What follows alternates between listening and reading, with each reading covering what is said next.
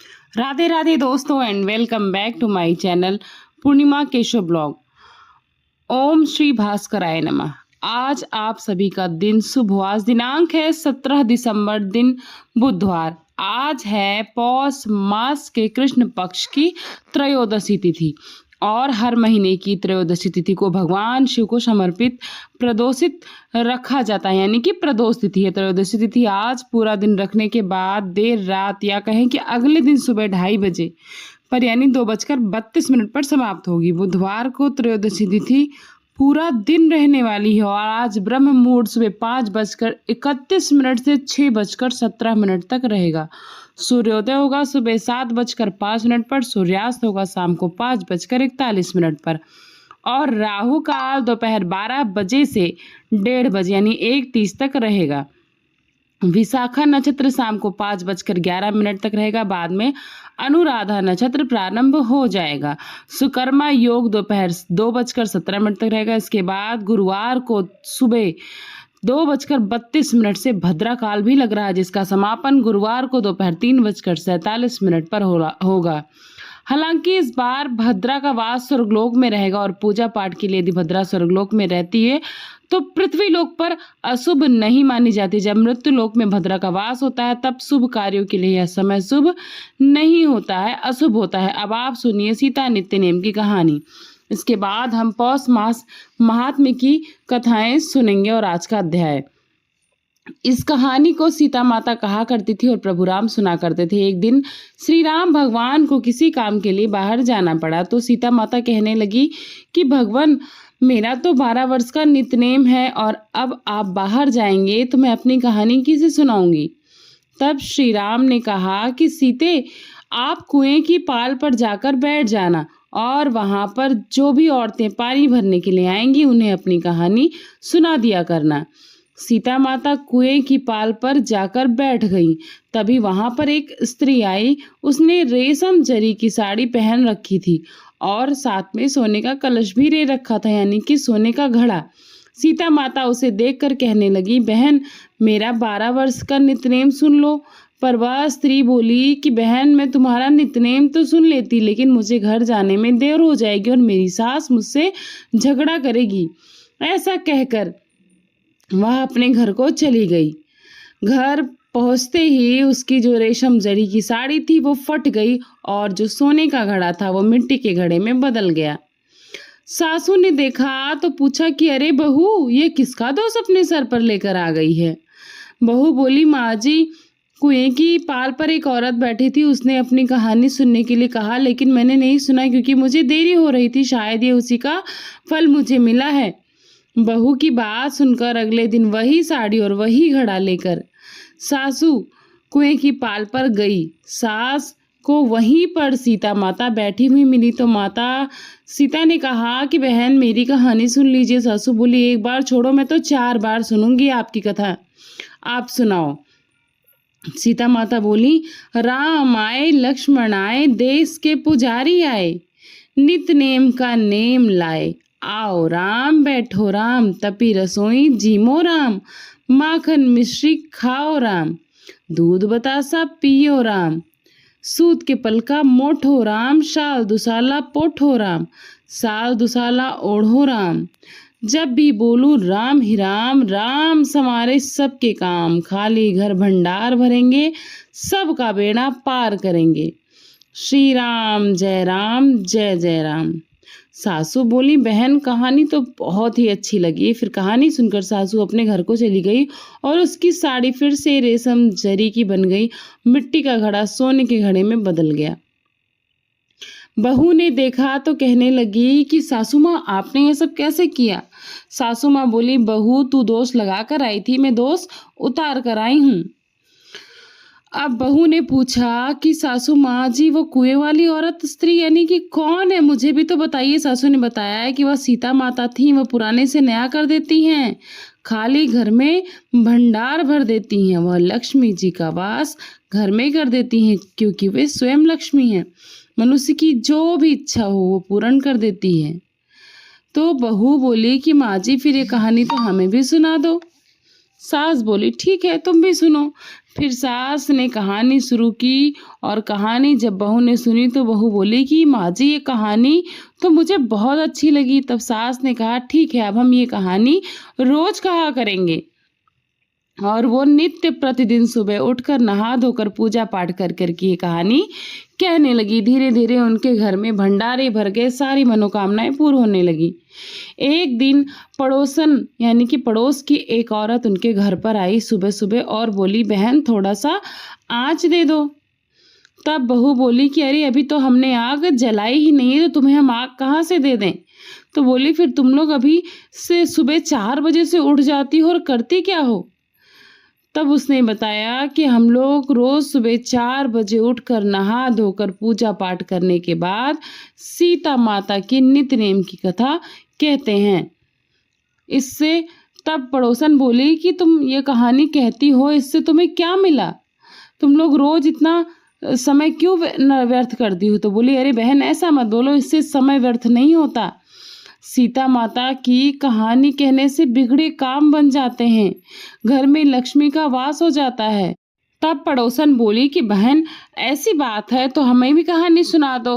और इस प्रकार वो भी कहानी सुनकर अपने घर गई और रोज ये कहानी नित्य प्रति कहने लगी। अब तो पूरे मोहल्ले में नित्य नेम की कथा चल पड़ी और हर किसी की मनोकामनाएं पूर्ण होने लगी। हे सीता मैया, जैसे आपने उन सभी के भंडार भरे वैसे ही हमारे भी भरना। कहानी कहने वाले, कहानी सुनने वाले और हुंकार भरने वाले सबके कारण पूरे करना। सभी प्रेम से बोलिए सीता मैया की जय। अब सुनिए आज का अध्याय। भाऊ राजा राम कुंवर नामक एक डॉक्टर खाम गांव में रहते थे। उनकी बदली तिलहारा नामक शे गांव से उत्तर में गांव है वहां पर हो गई। वह तिलहारा जाने के लिए परिवार सहित खाम गांव से निकले और मठ में श्री गजानन महाराज का दर्शन करने के बाद गाड़ी से तिलहारा जाने के लिए तैयार हुए। शाम का समय हो गया था, सो मठाधिपति बाला भाव उनसे कहने लगे कि आप प्रसाद से लेकर फिर तिलहला जाइए और आज तक कभी भी प्रसाद ग्रहण किए बिना नहीं गए, फिर आज ऐसा क्यों जिसमें आप व्यातिपात है ये सोचिए। इस पर कंवर ने कहा आज रात को प्रसाद ग्रहण करके अगली रात में मैं निकल जाऊंगा क्योंकि मुझे जल्दी है, आप आग्रह मत करिए। इस प्रकार कहकर वह दमनी यानी कि दमनी जोत कर बाल बच्चों के साथ जाने को तैयार हो गए। दमनी अर्थात बैलगाड़ी। पहले बैलगाड़ी ही जाने का साधन हुआ करती थी, उसके आगे 2 बैल लगे होते थे, लोग पीछे बैठते थे और बैलों को हाँक कर ले जाया जाता था, उसको दमनी कहा जाता था। तो अपने परिवार सहित वो दमनी पर बैठे और उसे जोत कर यानी कि चलाकर चल दिए। वे तिलहरा जाने को तैयार हो गए। अंधेरी रात थी और बड़ी भयंकर ठंडी भी लग रही थी, मानो रात्रि अपने पति के वियोग में शोक कर रही हो। और उस समय ऐसा चमत्कार हुआ कि गाड़ी वाला तिलहरा का रास्ता भी भूल गया। गाड़ी बहुत ही तंग रास्ते से गुजर रही थी और दोनों तरफ रास्ते में कांटे ही कांटे थे। रात का समय था तो भला रास्ता भी किससे पूछे, क्या करें। अंत में एक बड़े सरोवर पर गाड़ी खड़ी हो गई। तब गाड़ी वाले ने कहा साहब रास्ता भूल गया। अब यह बात सुनकर कुंवर को तो बड़ा आश्चर्य हुआ। नीचे उतरकर देखा तो कुछ भी दिखाई ही नहीं पड़ता था। सो गाड़ी वाले को बहुत बात बोलने लगा, डांटने लगा कि तुम तिल्हार के हो इसलिए मैंने तुम्हारी गाड़ी की और तुमने यहाँ एकांत में जगह मिलाकर मुझे खड़ा कर दिया। अरे क्या तुमने मदिरा तो नहीं पी है जिससे तुम्हें रास्ता ही नहीं दिख रहा है। तिलहरा जाने का रास्ता बड़ा सस्ता है, बड़ा आसान है, उस पर तो सदैव लोग आया जाया करते हैं, फिर तुम्हारी गाड़ी यहाँ तंग रास्ते में से कैसे आ गई। इस पर गाड़ी वाला हाथ जोड़कर बोला साहब मुझको गालियाँ क्यों देते हो, मैं तो हमेशा भाड़े पर ही गाड़ी चलाता हूँ। रात दिन का मेरा तिलहरा का रास्ता जाना पहचाना है और बैल भी कहीं नहीं मुड़े, सीधे यहीं पर आ गए, सर होकर देख कर रुके भी नहीं। यह सब कैसे हुआ मैं नहीं जानता। तब कंवर ही मन समझ गए, हो न हो समर्थ का ही यह कृत्य है, क्योंकि मैं प्रसाद ग्रहण करके नहीं निकला और बाला भाऊ का कहना नहीं माना, यह उसी का नतीजा है। अब वह मन ही मन प्रार्थना करने लगा, हे गजानन यह तो भयानक जंगल दिखाई पड़ रहा है, यहाँ आपके बिना मेरी रक्षा कौन कर सकता है। इतने में ही तालाब के दूसरी तरफ से घुंघरू घंटी की आवाज़ सुनाई पड़ी। तब डॉक्टर ने गाड़ीवान से कहा, ध्यान से सुनो, यह आवाज़ जहाँ से आ रही है उसी दिशा में अपने बैल को हाँको, प्रमुख रास्ता दूर नहीं होगा। यह सुनकर उसी आवाज़ की दिशा में दमनी लेकर आगे बढ़ा और कांटे भरे रास्ते में किसी तरह से बैलों को हाँक हाँक कर वह मेन रास्ते पर जा पहुंचा। डॉक्टर ने जब अन्य गाड़ी वालों से पूछा तो पता चला कि वह तो शेगांव की ही सीमा थी।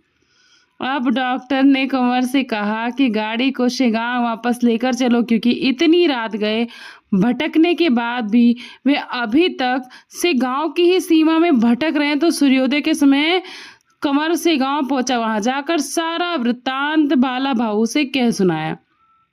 यह सुनकर बाला भाऊ ने कहा, व्यतिपात में आपको महाराज ने जाने नहीं दिया, यह ठीक नहीं हुआ। आज व्यतिपात का योग है, आज प्रसाद ग्रहण करके फिर कल तिलहरा जाना और प्रसाद का परित्याग तो भूलकर भी नहीं करना चाहिए कभी भी। आप समर्थ के भक्त हो, इसलिए तो उन्होंने आपको बचा लिया और आपको वापस लेकर आ गए हैं। मनुष्य के सारे प्रयास सफल ही होंगे, ऐसा कोई निश्चय तो नहीं ना।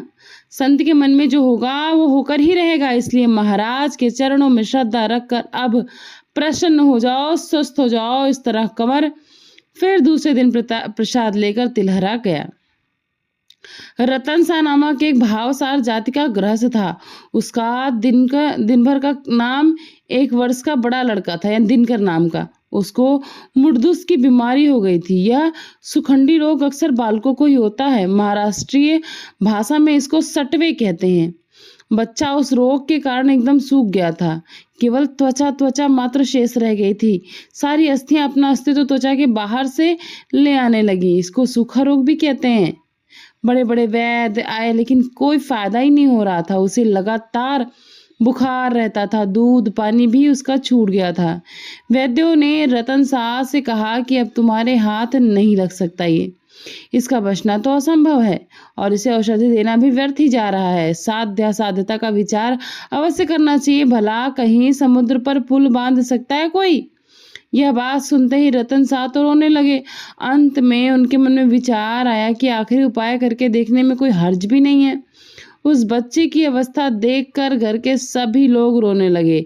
उसके हाथ पैर ठंडे पड़ गए थे, नाड़ी छूट गई थी, आंखों की रोशनी बिल्कुल कमजोर हो गई थी। ऐसी अवस्था में रतन शाह ने जब बच्चा अपने दोनों हाथों में उठाया, गजानन महाराज के द्वार पर रखा और संकल्प किया कि मेरा यह बालक रोग मुक्त हो गया तो मैं 5 रुपए का प्रसाद बांटूंगा। हे महाराज, आपने तो सबको सफलता दी है, मैं आपका ही हूँ, मेरी उपेक्षा मत कीजिए, इस बालक पर कृपा कीजिए। और ऐसा में मेरा यह बालक अगर आपके द्वार पर मर जाता है तो जान लीजिएगा कि सारे बराड़ में आपकी कीर्ति होगी, जो अपकीर्ति कहलाएगी। सारे लोग आज तक कह रहे थे कि आपके चरण अमृत हैं, तो इस बालक पर भी कृपा करिए। मैंने निश्चय किया है कि यह बालक अगर ठीक नहीं हुआ तो मैं आपके चरणों में अपना भी सर पटक पटक कर मर जाऊंगा। हे महापुरुष, मुझे इस दुख और कष्ट से बाहर निकालिए, क्योंकि आपकी कृपा से तो मृत व्यक्ति जीवित हो जाते हैं, आपकी कृपा से तो सारे संकट दूर हो जाते हैं। तो मेरे सर से भी यह संकट हटाइए। सिर पटक पटक कर रोने लगा। अब मुझे कष्ट मत दीजिए, ऐसा कहकर फिर थोड़ी ही देर में ऐसा चमत्कार हुआ कि वह बालक हाथ पैर चलाने लगा। उसकी नाड़ी व्यवस्थित होने लगी और वह रोने लगा। उसके अंदर इतनी कमजोरी हो गई थी कि वह रोना भी भूल गया था, वह रो तक नहीं सकता था। उसे रोता हुआ देखकर सबको बड़ा आनंद हुआ। भला समर्थ की कृपा होने पर दुख कैसे रह सकता है? भला सूरज के सामने अंधकार का रहना संभव है क्या? दिनकर अब थोड़े ही दिनों में पूरी तरह से स्वस्थ हो गया। इस प्रकार महाराज सत्य संकल्प दाता हैं। संतों की कृपा अनमोल होती है, उसका कोई मूल्य हो ही नहीं सकता, आ ही नहीं सकता कोई मूल्य। राजा नामक कोटहलकर का पुत्र संत कृपा का ही फल है। रामचंद्र पाटिल की चंद्रभागा नाम की एक पुत्री थी, जिसकी ससुराल लाडे गांव में थी। वह 18 वर्ष की थी और जब गर्भवती हुई तो बड़ी अद्भुत घटना घटी। प्रसव काल के समय स्त्रियों का दूसरा जन्म ही होता है और जन्म रीति के अनुसार चंद्रभागा को प्रसूति के लिए मायके शेगांव लाया गया। वहां पर उसे बड़ी भारी प्रसव पीड़ा होने लगी। उसे प्रसूति के ज्वर ने भी आक्रांत कर दिया। पाटिल ने कई बड़े डॉक्टर से इलाज भी कराया, लेकिन ज्वर में कोई लाभ नहीं हुआ। थोड़ा बहुत तो आराम हुआ, लेकिन ज्वर पूरी तरह से दूर नहीं हुआ, जिससे चंद्रभागा बार बार बीमार पड़ने लगी। एक बार उसे उपचार के लिए अकोला लेकर गए थे, तो वहां पर कुछ वैद्य बोले कि इसे तो नल संग्रहणी हो गई है, कईयों ने कहा उसे टीबी हो गई है। इस प्रकार किसी ने भी निश्चित निदान नहीं दिया। अंत में पाटिल ने सोचा कि अब तो वैद्य गजानन ही है। औषधम जानवी तो यम वैद्य नारायणो, हरी ऐसी कहावत है। उन्होंने कहा अब इसे प्रतिदिन महाराज की भस्म लगाओ और महाराज का चरण तीर्थ पिलाओ, चाहे महाराज तारे या मारे, इसके सिवा कोई दूसरा उपाय बचा ही नहीं है।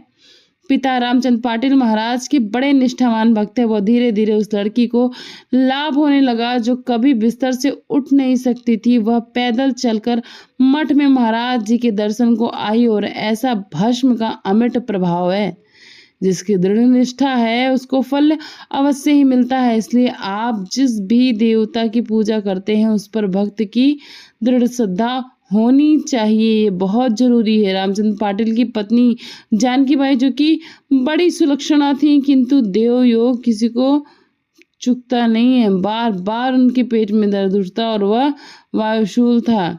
बहुत सारी औषधियाँ दी गई, किंतु थोड़ी देर आराम मिलता और फिर बाद में पेट दर्द शुरू हो जाता था। अब यह स्थिति कई दिनों तक चली रही।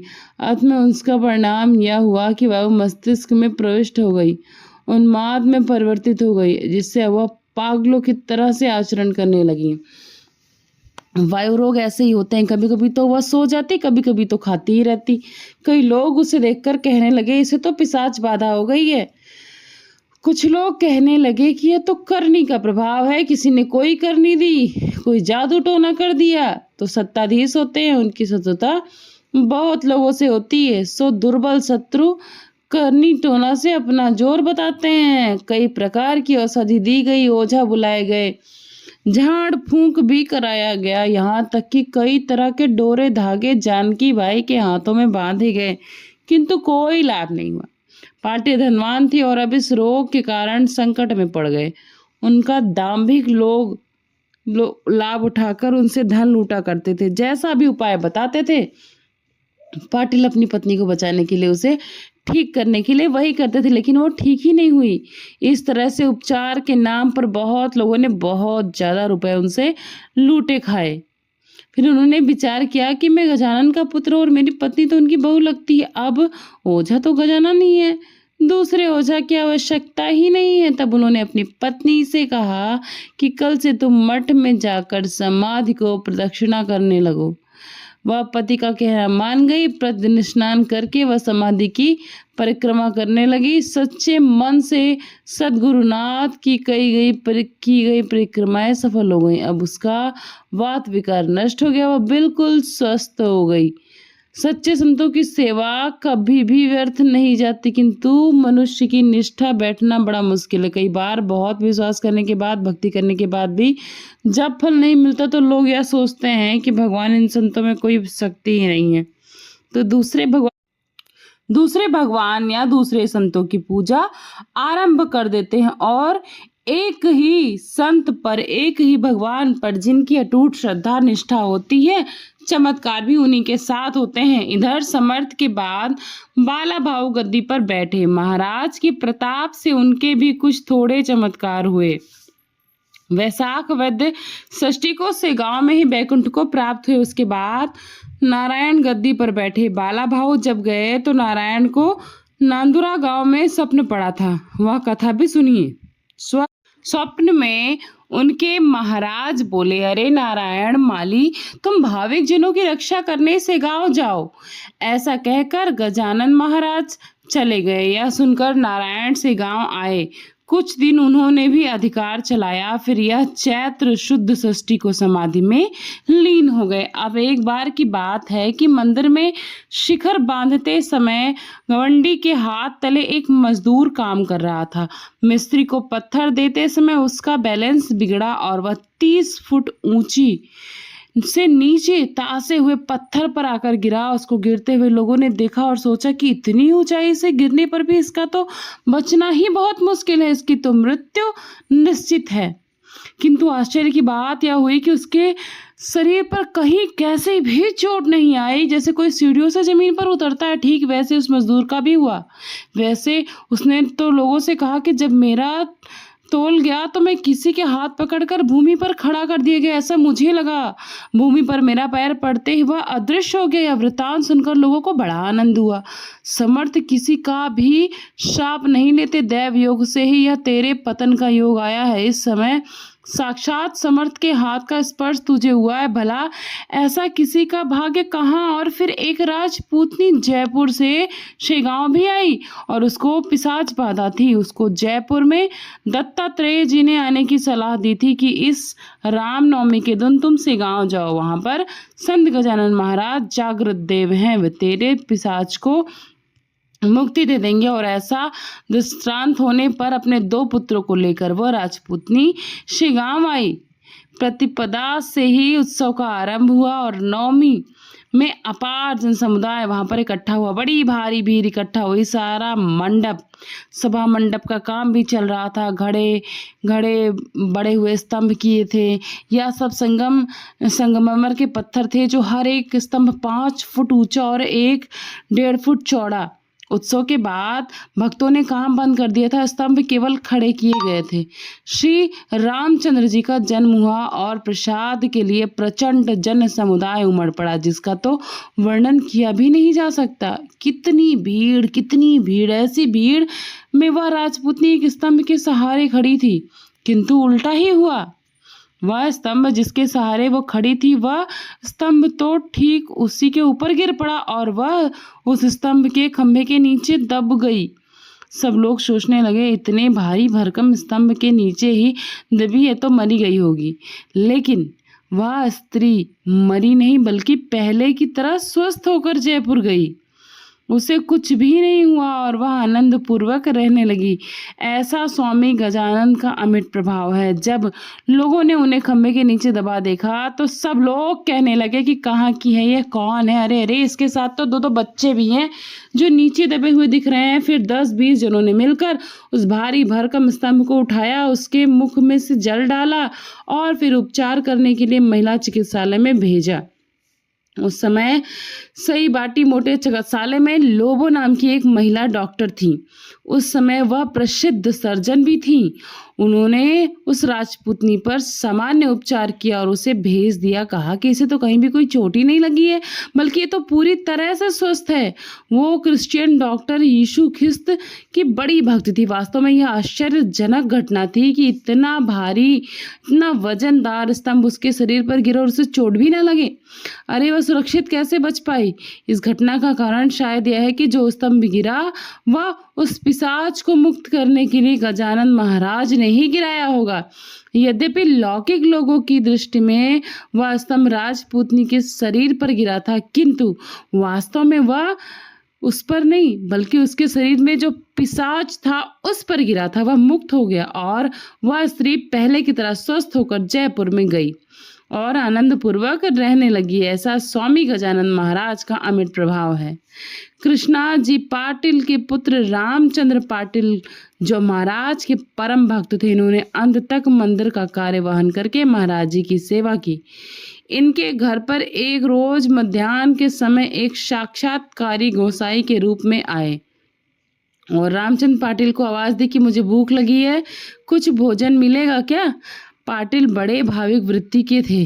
गोसाई की आवाज सुनकर वो बाहर आए और बड़ी बारीकी से उनको देखा तो इस निश्चय पर पहुंचे कि हो न हो यह तो गजानन महाराज जी ही हैं। गोसाई का हाथ पकड़कर घर में लाकर पीढ़े पर बिठाया और यथा विधि पूजन किया। गोसाई ने पाटिल से कहा कि बच्चा, आज मैं जानबूझकर तुम्हें कुछ बताने के लिए आया हूँ, ध्यान देकर सुनो। ग्रीष्म काल में गोदावरी का जल थोड़ा सूख जाता है, वैसे ही यह हुआ है। तुम धन की चिंता मत करो, वह समाप्त हो जाएगा। श्री हरि की कृपा रूपी मेघ वर्षा से यह सब होगा। जहाँ पर मेरा जूठन गिरता है वहाँ किसी चीज की कोई कमी नहीं रहती। थाल परोस कर लाओ, सुग्रास भोजन दो और इच्छा हो तो एकाध वस्त्र मेरे शरीर पर डाल दो। याचक की गई हुई पूजा और दक्षिणा उसे दिया हुआ अन्न साक्षात नारायण को प्राप्त होता है, क्योंकि श्रुति कहती है कि अतिथि देवो भव, किंतु वह अतिथि शुद्ध होना चाहिए, उसके बिना यह कौतुक असंभव है। अब पाटिल थाल परोस कर लाए। फिर गोसाई ने बड़े प्रेम से भोजन किया। उसके हाथ पर पाटिल जी ने दक्षिणा रूप में कुछ रुपए रखे। तब गोसाई ने कहा, पाटिल हम बैरागी हैं, यह दक्षिणा मुझे नहीं चाहिए। दक्षिणा के रूप में आप वचन दीजिए कि गजानंद के मठ का कार्य वहन तुम ही करोगे, यह मेरी दक्षिणा होगी। मैं तो बस यही बताने को आया हूँ, समर्थ सेवा रूप दक्षिणा देने वाला तुम्हारे बिना दूसरा वर्तमान में कोई है नहीं। तुम्हारी पत्नी जो बार बार बीमार पड़ती है वह भी इस दक्षिणा से रोग मुक्त हो जाएगी। तुम अपने पुत्र को बुलाओ, उसके गले में मैं एक ताबीज बांधूंगा जिससे उसे कभी कोई बाधा नहीं होगी, क्योंकि जो सार संसार में बैर मात्र है, सब पानी का पानी ही शत्रु होता है। तुम्हारी पाटिल की वतनधारी अवश्य ही संभालो, वह एक प्रकार का कवच होगा। उसका उपयोग बड़ा संभाल कर करना, किसी का द्वेष मत करना और सन्नीति कभी मत छोड़ना। वर्तमान में शासन के विरुद्ध कभी मत जाना और उसी तरह दाम्भिक और संतों की पहचान करके व्यवहारिक करना। ऐसा आचरण करने पर साक्षात लक्ष्मीपति तुम्हारे ऋणी रहेंगे। और यह वचन मेरा सत्य ही समझ लो, आवक के अनुसार ही खर्च करो। संत का अपमान करने पर ईश्वर क्रोधित हो जाते हैं, सो सच्चे संत का कभी भी अपमान मत करना। संत चरणों में प्रेम करो। अपने वंशजों की कभी कमी अपने मन में ना रखना। ऊपरी व्यवहार से भले ही क्रोध कर लेना, लेकिन हृदय में सदा दया रखना। जैसे कटहल के फल पर ऊपर कांटे होते हैं लेकिन उसके अंदर स्वादिष्ट और मधुर पुष्ट गिरी होती है, मैं तो हमेशा तुम्हारे पीछे वैसे ही खड़ा हूँ। ऐसा कहकर गले में ताबीज बांधकर गोसाई रास्ते पर चल पड़े और अदृश्य हो गए। पाटिल ने सोचा कि स्वयं गजानन महाराज जी ही मुझे उपदेश देने के लिए यहाँ गोसाई का रूप लेकर आए थे। रात्रि को स्वप्न में आकर पाटिल की शंका का निवारण हुआ। ऐसे श्री गजानन महाराज भक्त वत्सल हैं। यह गजानन महाराज का चरित्र परम पवित्र और तारक है, किंतु दृढ़ निष्ठा होना बहुत जरूरी है। ऐसी होती है संतों की महिमा। यह आज का प्रसंग था। आपको ये प्रसंग कैसा लगा कमेंट बॉक्स में ज़रूर बताइएगा। अब हम सुनेंगे लप्सी और तपसी की कहानी। फिर आप हमें कमेंट में बताइएगा ज़रूर कि आपको ये लप्सी और तपसी की कथा कैसी लगी। एक लप्सी और तपसी थे, दोनों भगवान की तपस्या में लीन थे। लप्सी तपस्या करता था और जो तपसी तपस्या करता था, लप्सी सवा मन का लप्सी बनाकर भगवान को चढ़ाकर खाता था। लेकिन दोनों में झगड़ा रहता था कि मैं बड़ा हूँ, मैं बड़ा हूँ। और इस प्रकार एक दिन झगड़ा हो ही रहा था कि उधर से देवर्षि नारायण यानी कि नारद जी जा रहे थे। दोनों को झगड़ा करते हुए देखकर उन्होंने पूछा कि भाई तुम दोनों झगड़ा क्यों करते हो। तब लप्सी ने बोला, मैं बड़ा हूँ क्योंकि मैं रोज सवा मन की लप्सी बनाकर भगवान को चढ़ाता हूँ, फिर उसका भोग लेता हूँ। तपसी बोला, मैं तपस्या करता हूँ इसलिए मैं बड़ा हूँ। नारद जी बोले, झगड़ा मत करो, कल मैं तुम्हारा फैसला कर दूंगा। दूसरे दिन लप्सी और तपसी स्नान करके अपनी रोज की भक्ति करने आए। तब नारद जी ने 2 सवा करोड़ की एक अंगूठी उन दोनों को आगे रख दी। तपसी की नज़र जब अंगूठी पर गई तो उसने उसी पर बैठकर यानी उसको अपने नीचे छुपाकर तपस्या करना आरंभ कर दी। पर लप्सी ने ध्यान ही नहीं दिया। वो रोज की तरह सवा मन की लप्सी बनाया, भगवान को चढ़ाया और उसे भोग स्वरूप खा लिया। उसके बाद जब तपस्या करके तपसी उठा, तब लप्सी और तपसी दोनों सामने खड़े थे नारद जी से। दोनों पूछने लगे कि आप बताइए हम में से कौन बड़ा। तब नारद जी ने तपसी से कहा, खड़ा हो जाओ अब पहले तुम। तो जब तपसी खड़ा हुआ, उसके नीचे हुई दबी अंगूठी दिखाई पड़ी तो नारद जी ने तपसी से कहा कि तपस्या करने के बाद भी तुम्हारा मन लालच और चोरी करने की आदत नहीं छोड़ पाया, इसलिए लप्सी बड़ा है, तुम बिल्कुल भी बड़े नहीं हो। क्योंकि जो हमेशा मन में छल रखता है वो कितनी भी तपस्या करे उसका फल नहीं मिलता। तब तपस्वी शर्मिंदा हो गया तपसी और क्षमा याचना करने लगा। बोला, आज के बाद ऐसा कुछ नहीं करूंगा। नारद जी से पूछा, नारद जी मेरी तपस्या का फल फिर मुझे कैसे मिलेगा, आप मुझे बताइए। देवर्षि नारद ने बताया कि कोई गाय और कुत्ते की रोटी यदि नहीं बनाता तो फल तुम्हें मिलेगा। अगर कोई ब्राह्मण को जमा कर दक्षिणा नहीं देता तो तुम्हें फल उसका अवश्य मिलेगा। अगर कोई साड़ी के साथ ब्लाउज पेटीकोट नहीं देता तो उसका फल भी तुम्हें ही मिलेगा। अगर कोई दिए से दिया जलाएगा तो फल तुम्हें मिलेगा। अगर कोई सारी कहानी सुने और लेकिन तुम्हारी कहानी नहीं सुनेगा तो भी फल तुम्हें ही मिलेगा। उस दिन से हर व्रत कथा के बाद लपसी और तपसी की कथा सुनना अनिवार्य और सुनी और कही जाती है। तो आज की ये कथा समाप्त हुई। आप लोग को कथा कैसी लगी? वीडियो के माध्यम से चैनल पर नए जुड़े हैं तो चैनल सब्सक्राइब कर लीजिएगा, क्योंकि इस चैनल पर बहुत अच्छी अच्छी आध्यात्मिक और धार्मिक कथाएं आती रहती हैं। मिलती हूँ नई वीडियो के साथ, नए जानकारी के साथ, नई वीडियो में। तब तक के लिए अपना खूब सारा ख्याल रखिएगा। वीडियो को फ्रेंड्स एंड फैमिली के साथ ज़्यादा से ज़्यादा शेयर करिएगा। थैंक्स फॉर वॉचिंग पूर्णिमा के शुभ व्लॉग। नमस्ते, प्रणाम, बाय बाय, राधे राधे।